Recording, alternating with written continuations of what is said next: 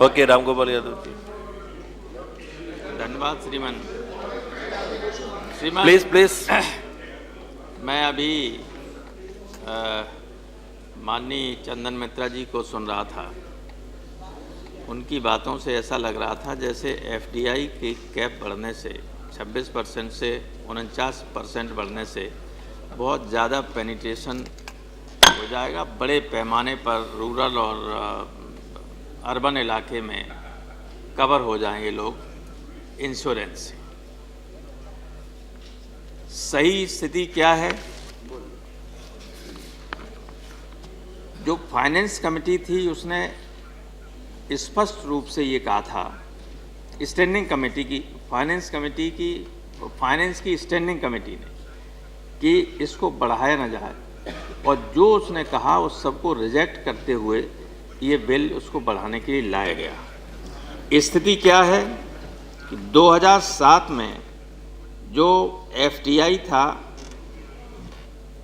वो insurance sector में था 3,314 करोड़ और पेनिट्रेशन था 4.6%। 2012 में एफडीआई हो गया 7,648 करोड़ और पेनिट्रेशन घट के हो गया 4%। उसके बाद 2013 में ये घट के हो गया 3.9%। तो क्या ये आपके सामने सारे लोगों ने witness the. I was member of that committee. आप अब मैं पूरी बात सुन लेने दीजिए। Please, you made your point. इसलिए मैं ये कह रहा हूँ कि ये परसेप्शन गलत है कि एफडीआई अगर बढ़ जाएगा तो बड़े पैमाने पर इस तरह की बात हो जाएगी। ये कंपनियां जो हैं, प्राइवेट कंपनियां या बाहर की कंपनियां, ये कैपिटल को गेन करने के लिए तो ये सब कर रहे हैं, लेकिन आम लोगों को लाभ पहुंचाने के लिए, उनको कवर करने के लिए ज़्यादा काम नहीं कर रहे हैं। इसके बिल्कुल विपरीत हमारी एलआईसी की स्थिति ये है कि the real fact is LIC continues to dominate the market both in terms of premium income and number of policies. It has a market share of over 75% in premium income and 84% in number of policies during this period. The total premium income of LIC stood at rupees 2,36,798 crore, registering a growth of nearly 14%. It settled 99.68% of maturity claims and 99.3% of death claims. This claim settlement record remains unmatched in the world. सारी दुनिया में। और मैं इन बातों को कह रहा हूं, मैं आपके विधेयक के पारित करने में कोई बाधा नहीं बनूंगा, लेकिन जो कंपनियां आएंगी यहाँ वे बिल्कुल बैंकरप्ट कंपनियां हैं और यहाँ से आपके प्रीमियम को ले जाएंगी, चली जाएंगी, आप उनका कुछ बिगाड़ नहीं सकते। ये स्थिति है। भोपाल वाले क्या करें? एंडरसन घूम रहा है, मर गया। ज़्यादा आंकड़ों पे मैं नहीं जाना चाहता हूँ।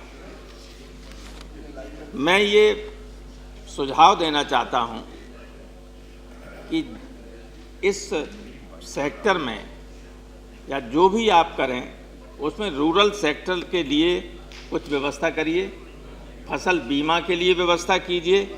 उसका कैसे इंतजाम करेंगे माननीय मंत्री जी, ये ज़रूर बताएं, क्योंकि अगर पैसा आएगा, आप समझ रहे आ रहा है तो अभी कम प्रीमियम पर किसान अपनी फसल का बीमा कर सके, इसका इंतजाम करना पड़ेगा। क्योंकि फसल का जब बीमा कराते हैं तो प्रीमियम ज़्यादा, वो कहते हैं रिस्क बहुत है तो प्रीमियम ज़्यादा होगा। इसको कम कर, लाभ जनता को कैसे हो। रूरल सेक्टर अभी तो शहर में करते रहते केवल बीमा, गांव की तरफ बढ़ते नहीं, फसल बीमा की कोई इंतजाम नहीं करते। तो अच्छा, दूसरे ये है कि जो रूरल इलाके में गरीब आदमी है जो प्रीमियम दे नहीं सकता है, उसको नॉमिनल प्रीमियम पर बीमा में कवर प्रदान करें, इसका इंतजाम भी करने की कोशिश कीजिए। ये मेरा आपसे अनुरोध है। LIC और GIC की जो 4 कंपनियां हैं,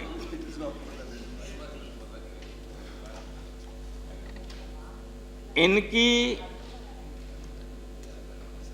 जो भी कंडीशंस हैं बीमा करने की, वे कंडीशंस प्राइवेट कंपनियां आएंगी या बाहर की जो हैं अभी प्राइवेट कंपनियां और जो आएंगी उन पर अभी लागू होनी चाहिए। ऐसा नहीं होना चाहिए कि हमारी जो कंपनियां हैं, गवर्नमेंट की कंपनियां, उनके लिए अलग है और दूसरी जो कंपनियां आ रही हैं उनकी शर्तें अलग हैं।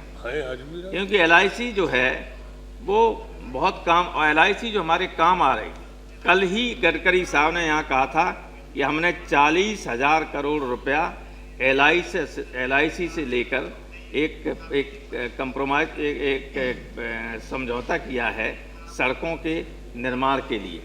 क्या ये बताइए, रेलवे, इसके अलावा आप ये जो बाहर की कंपनियां हैं, ये कोई इस तरह की मदद देश के इंफ्रास्ट्रक्चर के लिए कर सकती हैं? नहीं कर सकती। संकट में LIC एक जगह नहीं, जाने कितने पब्लिक पर्पस के लिए, इंफ्रास्ट्रक्चर के लिए मदद करती है। और आप इन कंपनियों को लाकर LIC को मारने की कोशिश कर रहे हैं। लाखों लोगों को रोजी देने वाली ये कंपनी है। लाखों लोग, लाखों एजेंट्स जो प्रमोट होके और अगले पदों पर चले जाते, फिर ब्रांच मैनेजर हो जाते हैं, उनका लाइफ स्टैंडर्ड भी बहुत अच्छा हो जाता है। ये सब धीरे धीरे कम हो रहा है और सारे लोगों ने हिंदुस्तान के हर हिस्से में विरोध किया था कि ऐसा मत कीजिए, LIC को मजबूत कीजिए। नहीं करना चाहते हो, आप सब पश्चिम की तरफ देख रहे हैं, तो देखिए फिर हम कर भी क्या सकते हैं। आप सत्ता में अच्छा, एक मेरा सुझाव है, जिस स्टेट से जितना पैसा आए किसी कंपनी, उसी के अनुपात में उस स्टेट के डेवलपमेंटल वर्क में, इंफ्रास्ट्रक्चर में उसका प्रयोग किया जाना चाहिए। पैसा आया, पता चला कि गांव से, और लगा दिया दिल्ली की चकाचौंध में, ये नहीं होना चाहिए। आपकी जो संस्था है IRDA एजेंसी जो है, इंश्योरेंस रेगुलेटरी डेवलपमेंट एजेंसी, इसका चेयरमैन बना दिया था वित्त मंत्री को। एक भी मीटिंग कभी नहीं हुई।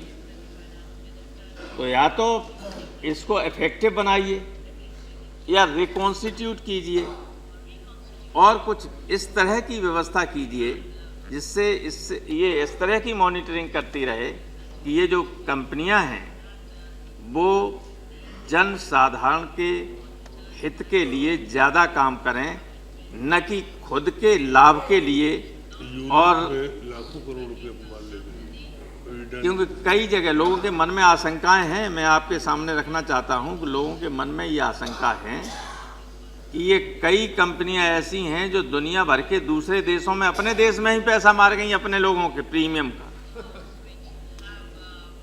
और यहाँ आके अगर कुछ करेंगे, कुछ ऐसा कंट्रोल, ऐसा आपका है नियंत्रण, ऐसी कोई मैकेनिज्म आपने की है इसमें कि उनका यहाँ का ही प्रीमियम के पैसे को और लोगों की जो मैच्योरिटी पर पॉलिसी आए उसका पैसा मिल जाए, उसमें कोई घपला ना हो। अभी LIC का स्थिति ये आती है कि अगर आपका बीमा है, कितनी बढ़िया व्यवस्था है, आखिरी जब इंस्टॉलमेंट आपको प्रीमियम का देना है उससे पहले सूचना आएगी कि फला तारीख को आप इंस्टॉलमेंट दीजिए, और जैसे ही इंस्टॉलमेंट देंगे उसके कुछ दिनों के अंदर आपके अकाउंट में चेक चला जाएगा। इतना बढ़िया सिस्टम है, कहीं नहीं जाना किसी के पास, सीधे लास्ट प्रीमियम का जैसे ही पेमेंट होता है, चेक बोनस के साथ, पूरा पैसे के साथ आपके अकाउंट में पहुंच जाता है। ये सिस्टम अगर होगा तो लोगों को लाभ होगा। लेकिन चंदन मित्रा साहब हमारे चेयरमैन थे, उनको ऐसा लग रहा है कि इन कंपनियों के आने से, अगर अब बिल तो बन ही रहा है, और मैं चाहता हूं, मेरी इच्छा है कि आप जो चाहते हैं वैसा हो तो ठीक है, देश के हित में होगा। लेकिन मुझे इसमें संदेह है, इसलिए गवर्नमेंट से मैं ये कहना चाहता हूं कि वो फसल बीमा के लिए गरीब लोगों के कम प्रीमियम, नॉमिनल प्रीमियम पर बीमा करने के लिए व्यवस्था जरूर इसमें करें और रूरल सेक्टर में अधिक से अधिक लोगों को लाभ पहुंच सके, वो बीमा से कवर हो सकें, ये इंतजाम होना चाहिए। और इन्हीं शब्दों के साथ मैं अपनी बात ख़त्म करता हूँ।